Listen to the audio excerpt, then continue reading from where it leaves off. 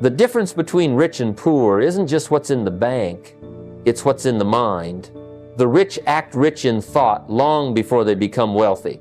And the poor, they think poor even when they hold money in their hand, and soon enough, it slips away. So tonight, I want to hand you some of those rules.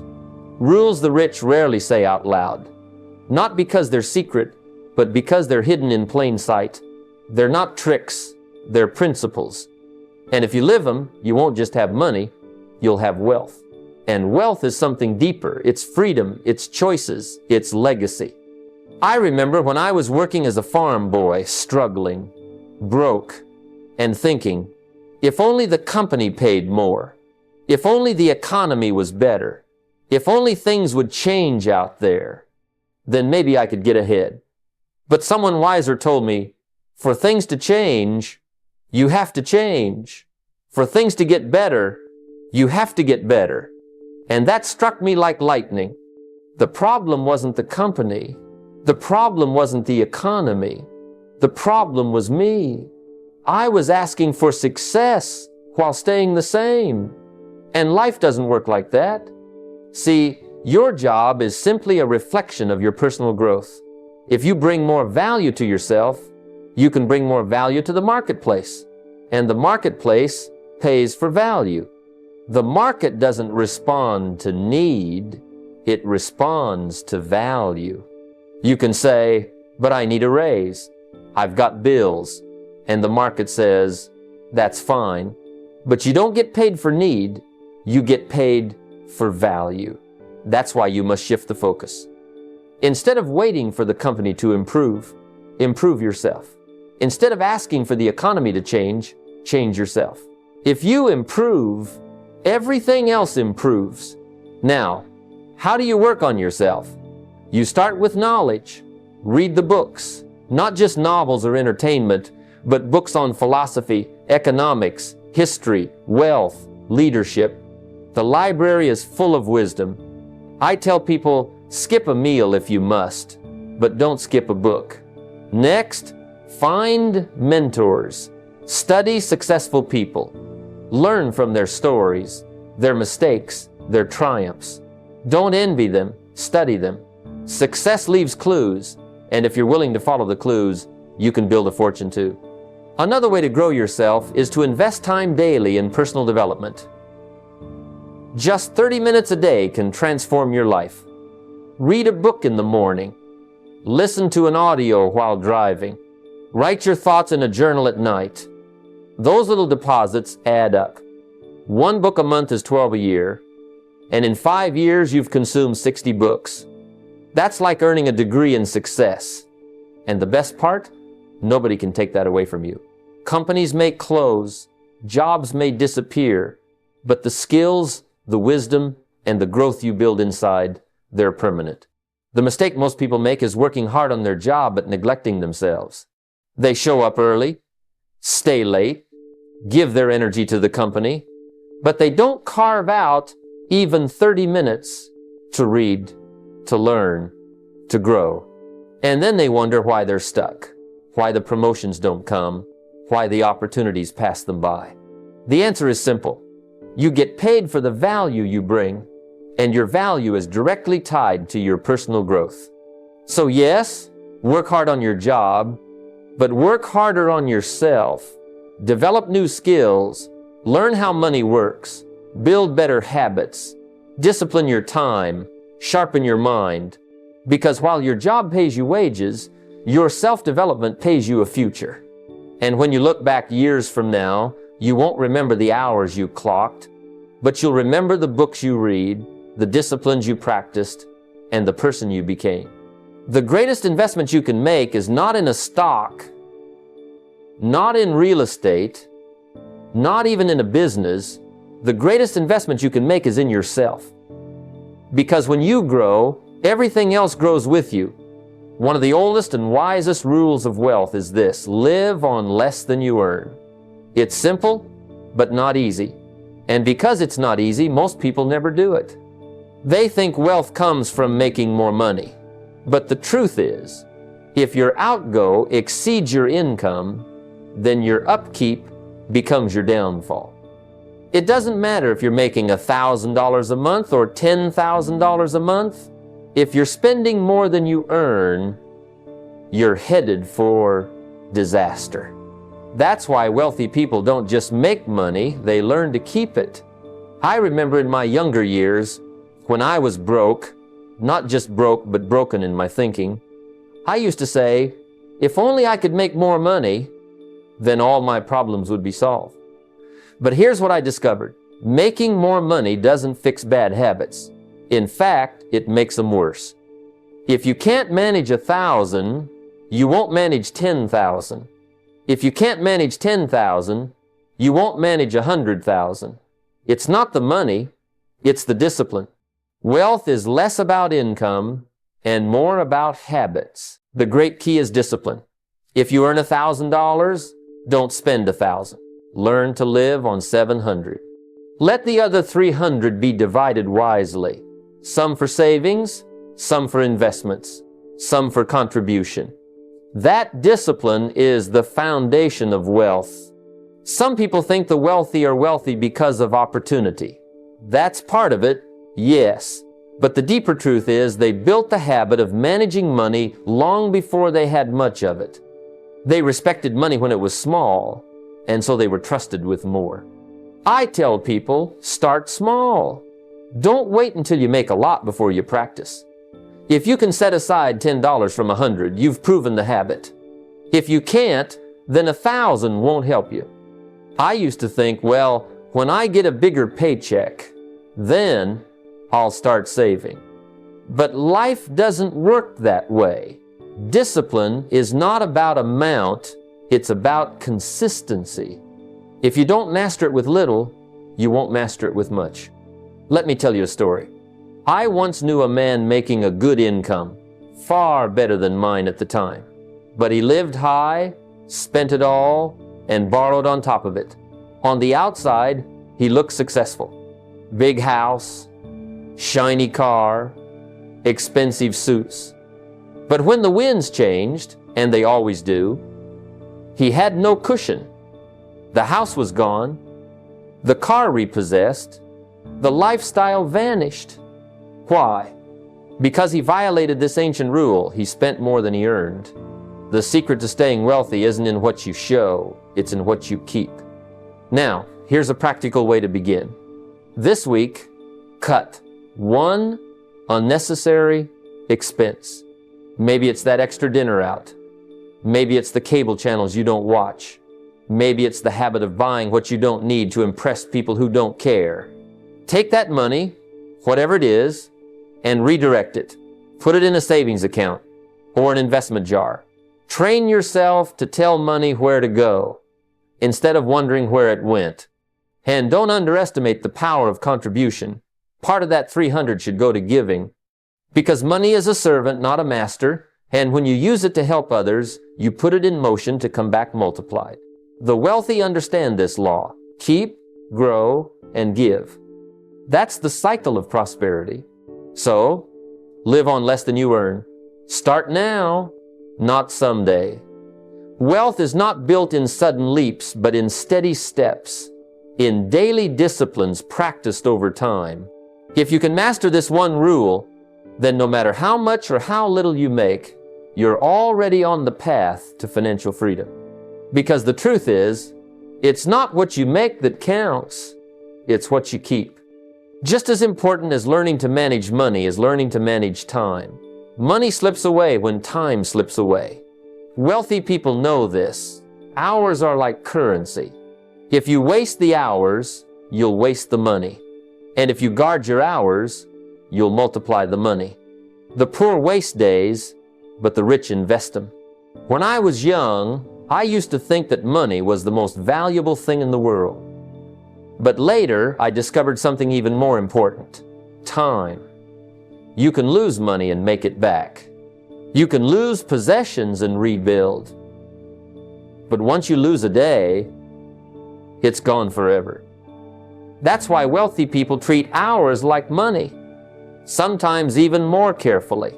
Because how you spend your time determines how much wealth you can create, how many skills you can build, and how far your influence can reach. Let me tell you something that hit me hard one day. A mentor asked me to show him my calendar. Not my bank statement, not my paycheck, my calendar. He said, "If I can see your schedule, I can tell where your life is headed." That was sobering, because at that time, my calendar was filled with a lot of nothing. Empty spaces, wasted hours, and aimless activities. And he was right, my life was going nowhere. That was the day I learned that if you want to change your income, you have to change your schedule. The wealthy don't just drift through their days. They guard their calendars like a farmer guards his field. They know that every wasted hour is a seed that could have been planted for the future. So they invest their time in things that compound, building relationships, learning new skills, creating enterprises, studying wisdom, and strengthening their health. The poor say, "I'll do it tomorrow." The wealthy say, "If it matters, it's on the calendar today." Here's a strategy you can start right now. Audit 1 week of your life. Look closely at where your hours are going. Write it down if you have to. You'll be surprised how much of it is lost in mindless distractions. Television, idle talk, endless scrolling, or simply doing busy work that leads nowhere. Then, cut just 1 wasted hour each day. Not 10, not 5, just 1. Redirect that hour towards something that builds you. Reading a good book, learning a new skill, making calls for your business, planning your investments, or strengthening your health. Imagine this. 1 extra hour a day, invested wisely, adds up to 7 hours a week, 30 hours a month, more than 300 hours a year. That's like taking 7 extra work weeks and pouring them into your future. And most people let it vanish. I used to say I didn't have enough time. But the truth is, everyone has the same 24 hours. It's not about having time, it's about making time for what matters. A person who says they don't have time to read is usually watching 3 hours of television a day.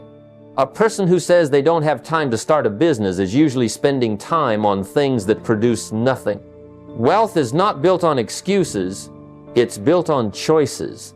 So here's the question you have to ask yourself. Am I spending my days or am I investing them?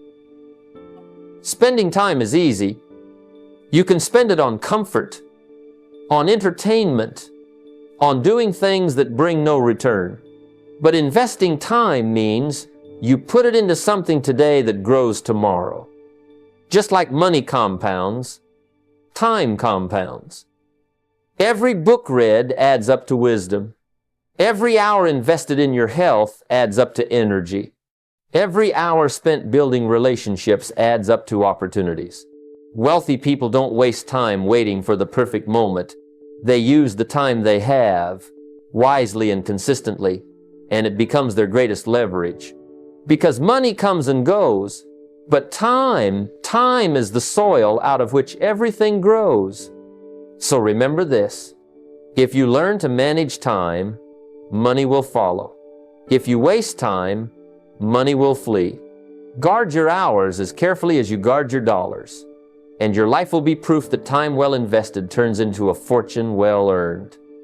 Wages will make you a living, but profits can make you a fortune. That's one of the first lessons I had to learn, and I'll tell you, it turned my whole life around. See, there's nothing wrong with wages. Wages are honorable. Wages feed the family, they keep the lights on, they put shoes on your children's feet. But wages alone will never make you wealthy. Wages are designed to pay the bills. Profits are what give you freedom. When I was a young man, I kept asking, how much do I earn?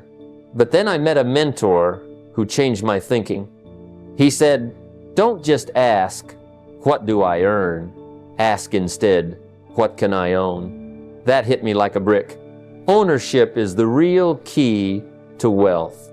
Because wages stop the moment you stop working, but ownership keeps working even while you're asleep.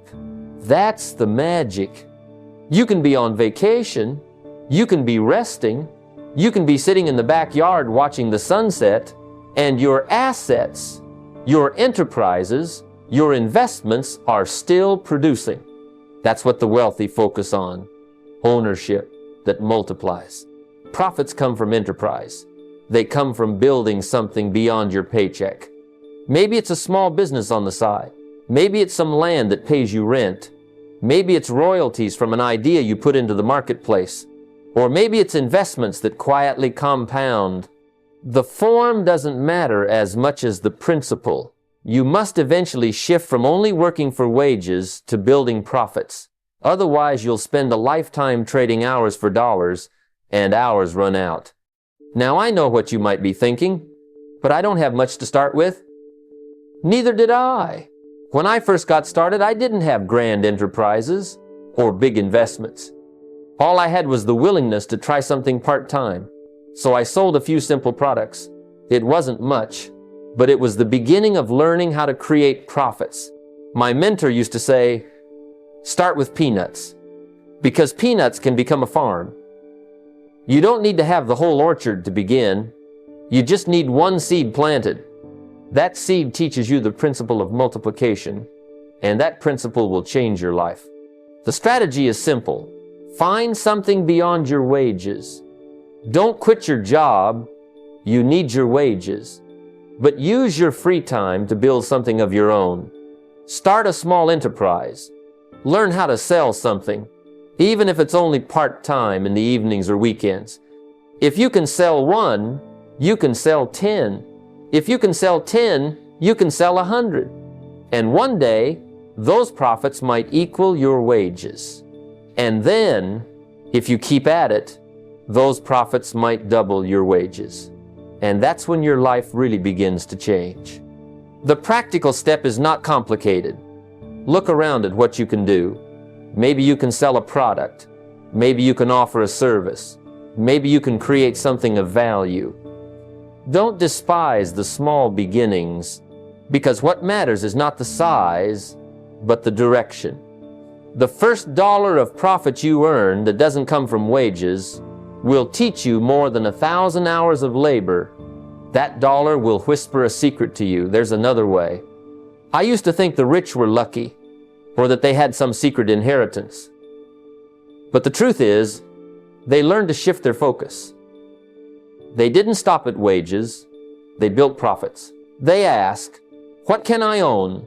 What can I create? What can I put into the marketplace that keeps producing after I'm done working on it?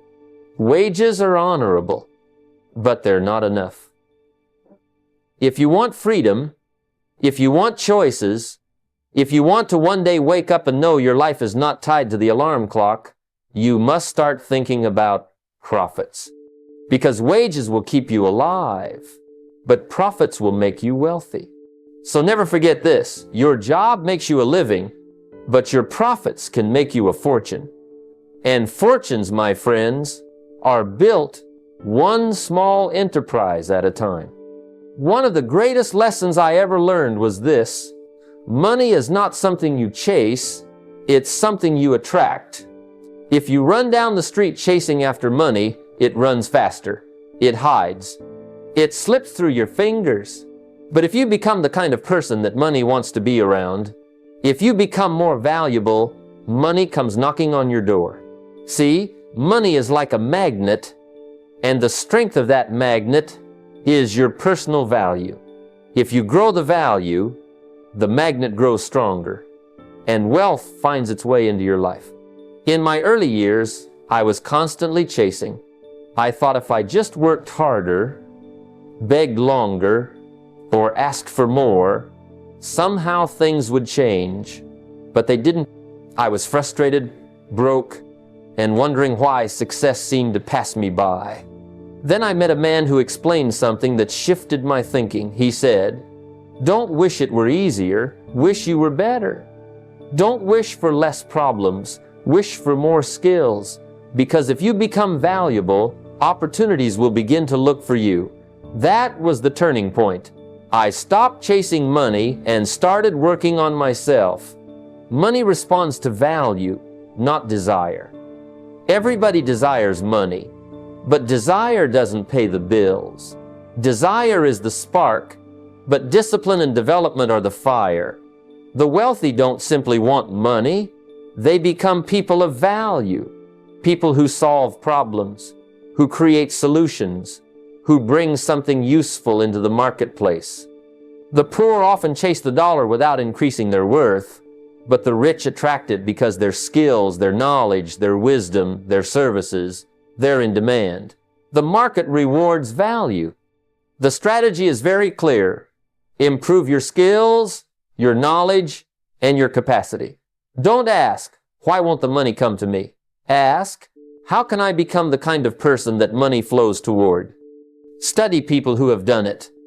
You'll find they weren't necessarily stronger, luckier, or more intelligent. They were more valuable. They learned something others didn't. They developed a skill others needed. They offered something people would pay for gladly. And once they built that value, money chased them. Now, don't think this is only for the big shots or the chosen few. It works for everyone. You don't need to change the whole world. You just need to change yourself enough to attract more. If you become twice as valuable, chances are you'll earn twice as much. If you develop one key skill, that one skill could change everything. For me, it was learning communication. I couldn't imagine standing in front of people and sharing ideas when I started. But I decided to study it. I read books. I listened to recordings. I practiced. Slowly, my skill grew, and so did my influence. And with greater influence came greater income. The practical step is not overwhelming. Just pick one skill this month. Don't try to change everything at once. Just one. It could be public speaking. It could be writing. It could be sales. It could be leadership. And give it daily attention. 10 pages of a book a day. 30 minutes of practice. A few notes in a journal. That's how value grows. You water the seed daily, and one day it grows into a tree that bears fruit season after season. Remember, money does not come to those who beg, and it doesn't stay with those who squander. It comes to those who make themselves worthy of it. Wealth has no choice but to flow toward value. If you want to attract it, you must become it. So instead of running after money with empty hands, build yourself into a person money runs toward. Because if you chase it, it runs. If you attract it, it stays. One of the great tragedies of life is the man who spends his seed. See, seed is not for eating. Seed is for planting. Bread is for eating, yes, but seed must go into the ground. And yet, many people, the moment they get their paycheck, they eat it all. They consume everything. And then they wonder, why is there no harvest? Why is there no abundance? The answer is simple. You spent your seed instead of planting it. Money is just like seed. Every dollar that comes into your hand has two choices. It can be consumed today, or it can be planted for tomorrow. The poor spend it all. The wealthy reserve a portion to plant. That's why some stay stuck and others get ahead. The difference isn't luck, it's discipline. If the farmer goes into the field in the spring and eats all of his corn, he will be hungry in the fall. The wealthy know this law and they obey it. They eat some, yes, but they always save some for planting. I learned this lesson the hard way. In my younger days, every time I had a little extra, I spent it. I thought the purpose of money was to buy more comforts, more pleasures. But then I met a man who changed my thinking. He said, don't eat all your seed, plant some of it. Let it go into the ground, let it multiply, let it work for you. That idea altered the course of my financial life. Because from then on, I stopped consuming everything and started reserving a portion. It wasn't much in the beginning, but little by little, the seeds grew and the harvest came. The strategy is simple. Always reserve a portion for investing. Not tomorrow, not someday, but today. Because discipline delayed becomes opportunity lost. Every payday, every profit, every increase, it all carries seed. And your job is to make sure that seed finds its way into the ground, not into your appetite. You let that seed work in the ground while you keep working in the field. The farmer doesn't sit around after planting, waiting idly for the harvest. He plants and then continues his labor. That's the model. Put your seed to work while you keep working on yourself, on your job, on your enterprise. Now, the practical step is very straightforward. Every payday, set aside 10% immediately in a separate account. Not after you've paid all the bills, not after you've bought the new shoes, not after you've had your night out. First. Because if you don't pay yourself first, you'll find you never pay yourself at all. Life has a way of filling up every dollar you don't intentionally set aside. Call it a seed account. Don't touch it. That's not bread. That's not entertainment. That's not for emergencies. That's seed, and seed must go into the ground. You may say, but I don't have enough to save. Let me tell you, if you can't save a little when you have a little, you won't save when you have a lot. Saving is not about the amount, it's about the habit. Start with $1. Start with 5. The point is to develop the discipline of planting. And once the habit is established, the amount will naturally grow as your capacity grows. Remember, wealth is not built in a day, but it is built daily. Every small deposit, every consistent planting creates a future harvest. Don't underestimate the power of steady sowing. The farmer doesn't look at one seed and say, what difference can this make? He plants it anyway, knowing that one seed contains the potential of 1,000 more. So don't eat your seed. Don't trade tomorrow's abundance for today's appetite. Have the wisdom to reserve, the discipline to plant, and the patience to wait. Because if you plant the seed, the harvest is inevitable. One of the greatest lessons I ever learned about wealth is the lesson of leverage. You see, most people are trapped in the mindset of digging holes with a shovel, thinking that the only way to get ahead is to work harder and longer with their own 2 hands. One man with a shovel can dig a hole, 10 men with shovels dig 10 holes. But one man with a machine, now he can dig 100. That, my friends, is the power of leverage. Wealth doesn't multiply just because you sweat more. It multiplies when you learn to multiply your efforts with tools, systems, and other people's skills.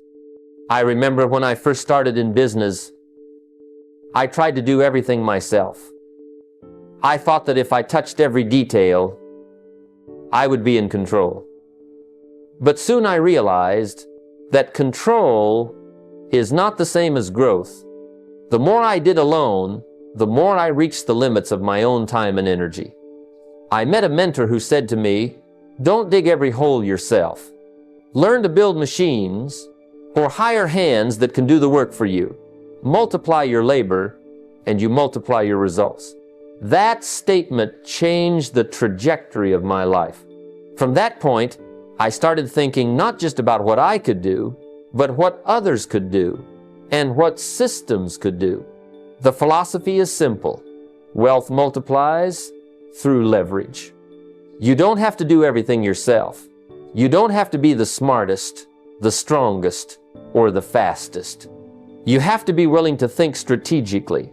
How can my effort create the greatest result through the help of others, through tools, through processes? This is how fortunes are built. One person can earn a living. A person who learns leverage can earn a fortune. And it isn't just about money, it's about time, influence, and capacity. The strategy is practical. Use other people's skills, systems, and tools. Build teams, hire help, invest in processes that multiply what you do. If you are in a business, delegate tasks that are repetitive or low value. If you are in a personal project, Learn to use tools or systems that save hours or eliminate inefficiency. Leverage is not laziness. It is intelligent action. It turns effort into exponential results. Here's the practical step. Choose one small task this week that consumes your time but doesn't require your unique skill. Outsource it. Hand it to someone else, or use a system to handle it. Free your time for the work that only you can do, decision-making, strategy, creation. That is where your true value lies. The more you focus on high-value activities and let leverage handle the rest, the faster your wealth compounds. Think about it. If you spend your life digging holes yourself, you will only ever have the results that one man can achieve. But if you learn leverage, you create a situation where your ideas, your energy, and your actions are multiplied. You step into the realm where a single hour of work can produce the equivalent of 10, 100, or even 1,000 hours of solitary effort. That is how the wealthy work. Not harder, but smarter. Not alone, but multiplied. Remember, every system you build, every hand you employ, every machine or process you implement is a seed of leverage. Plant it wisely, nurture it, and watch as your small actions begin to create results far beyond what your own labor could achieve. Wealth is never just about effort. It's about multiplying effort through leverage. One of the most common mistakes people make is confusing income with wealth. Many people walk around thinking they are wealthy because their paycheck is growing, or they have a flashy car, a bigger house, or a higher title. But let me tell you something, wealth is not in what you earn. Wealth is in what you own and what it produces. I learned this lesson the hard way when I was young. I was earning a decent wage, spending freely, and thinking I was building a future. But at the end of the month, if I looked at what I owned versus what I owed, I realized I was living paycheck to paycheck, asset poor and liability rich. That was a wake-up call. Wealth is built by acquiring assets, things that produce value, income, or equity. Real estate, investments, businesses, royalties, intellectual property. These are the things that generate wealth independently of your labor. Your paycheck is important, yes, but it is only a tool, not the measure of your success. The wealthy understand this distinction. They don't focus on the salary, they focus on net worth. They count assets, not dollars spent or earned in a single month. That shift in thinking, from counting dollars to counting value, is the difference between living for today and building for tomorrow. The philosophy here is simple. Your net worth is your scoreboard. It tells the truth about your financial position far more accurately than your paycheck ever could. You can earn $10,000 a month and be in debt up to your eyeballs. Or you can earn $3,000 a month and own assets that compound in value and generate passive income. Which life do you think is richer? Which path leads to freedom? The wealthy ask, what do I own? What is producing value? What can I count on even if I stop working tomorrow? That is a mindset, not just an accounting exercise. The strategy is practical. Begin tracking your net worth as if it were the most important report card you will ever receive. List everything you own and everything you owe. Don't cheat yourself. See clearly where you stand. Then, develop a plan to improve that number each month. Acquire assets. Pay off liabilities. Make your money work for you rather than you working for money. Every month, review it.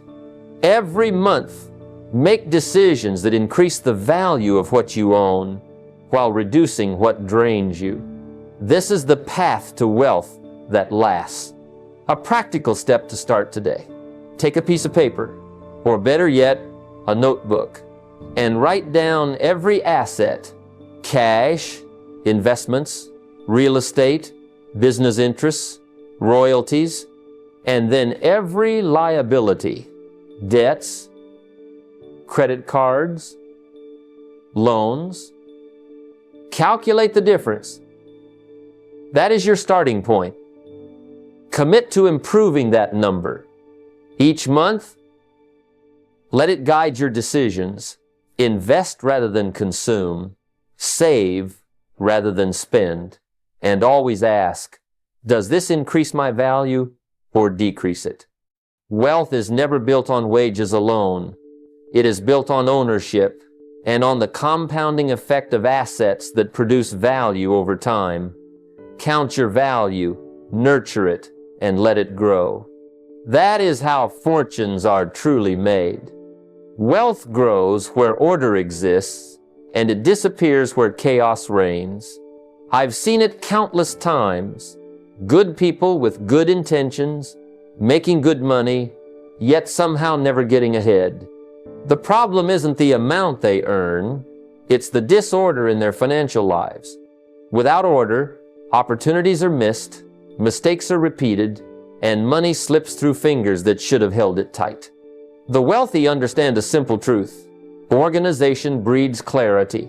Clarity breeds focus, and focus multiplies results.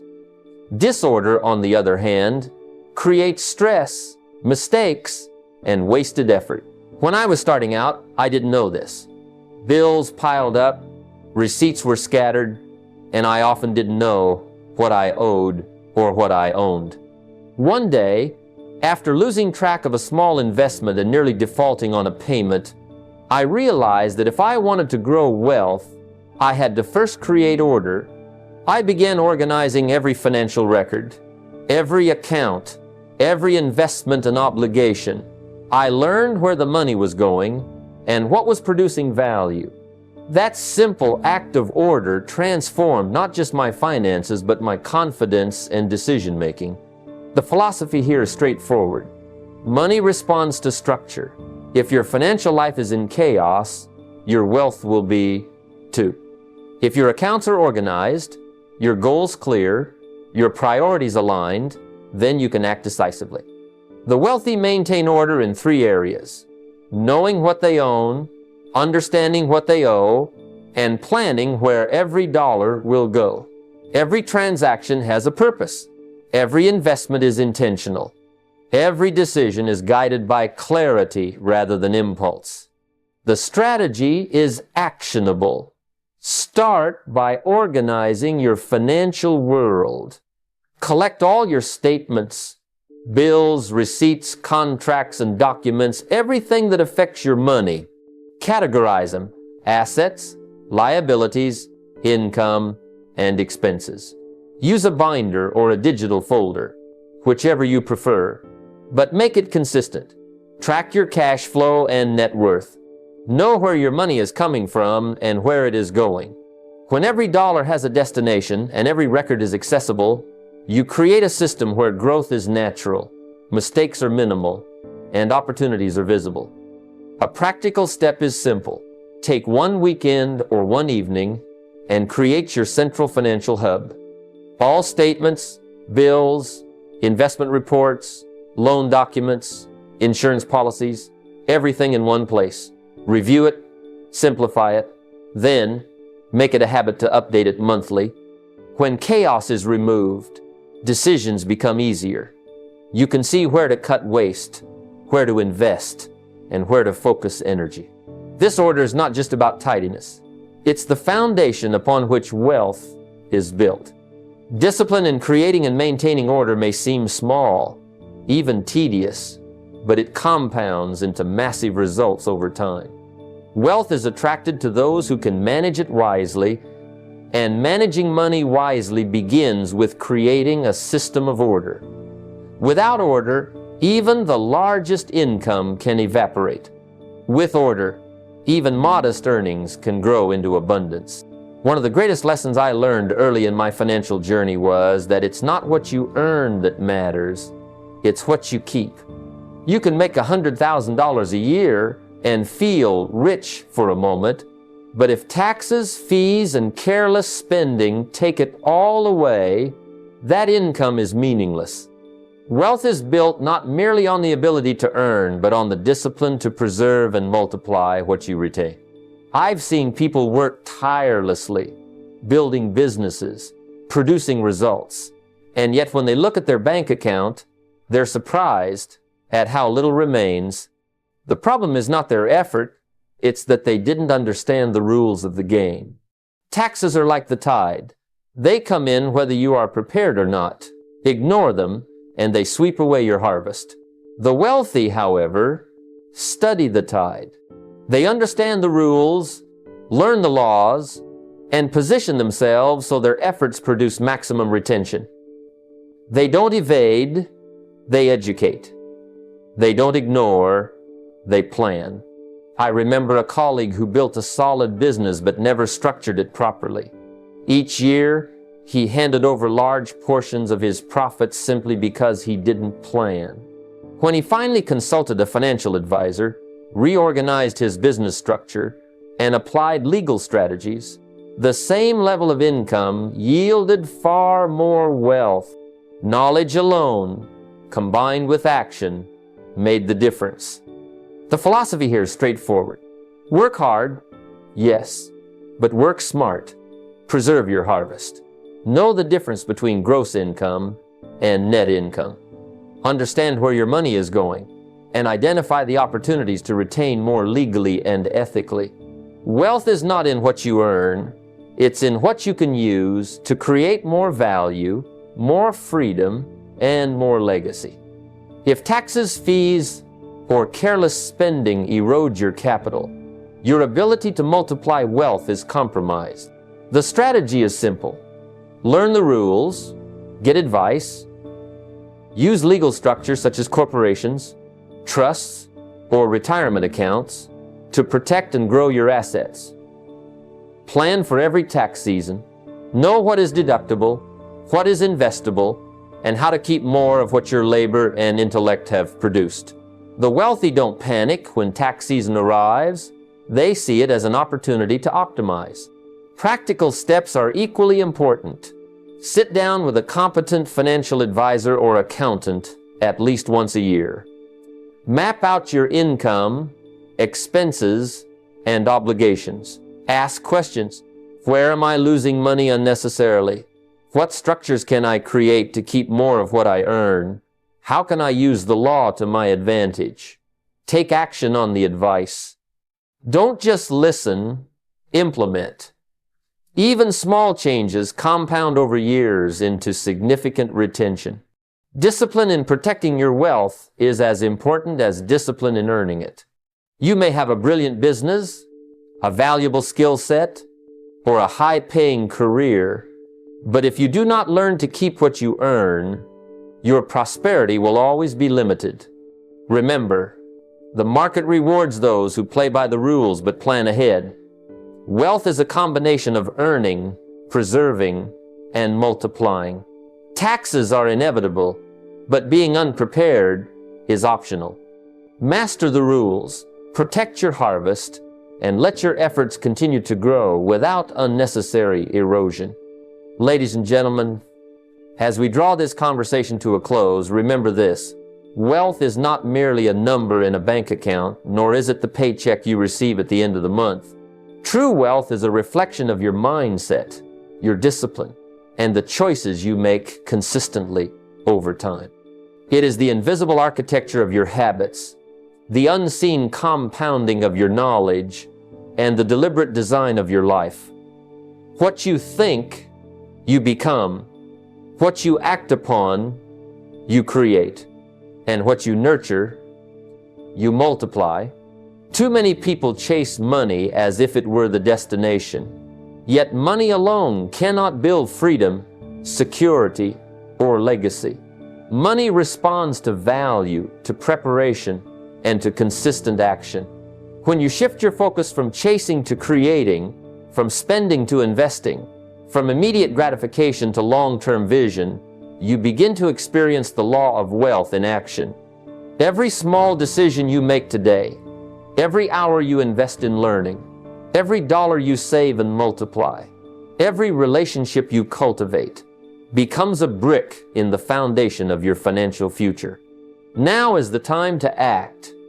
Write your wealth vision, protect your capital, invest in your skills, and surround yourself with mentors and environments that elevate your thinking.